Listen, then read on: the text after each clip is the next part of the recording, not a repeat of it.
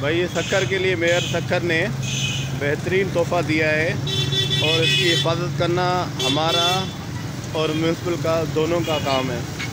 तो अल्लाह पाक करे सक्कर जो है पाकिस्तान इस तरह रोशन रहे और एक बेहतरीन काम, बेहतरीन चौक है, आप देख सकते हैं, ज़बरदस्त माशाल्लाह।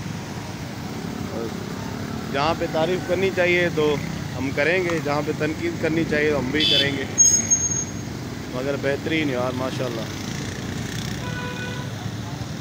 अभी ये ट्रायल बेस पे है, अभी ट्रायल चल रहा है क्योंकि अभी जो 2 इसके फुहारे चल रहे हैं, 2 नहीं चल रहे हैं, तो अभी ट्रायल बेस पे है। अभी मुकम्मल इसका इब्तिदा नहीं हुआ है, नहीं मुकम्मल ये चलाएँगे, मगर ये ट्रायल पे है। अभी देख सकते हैं लोग भी आए हुए हैं यहाँ पे देखने के लिए, बेहतरीन।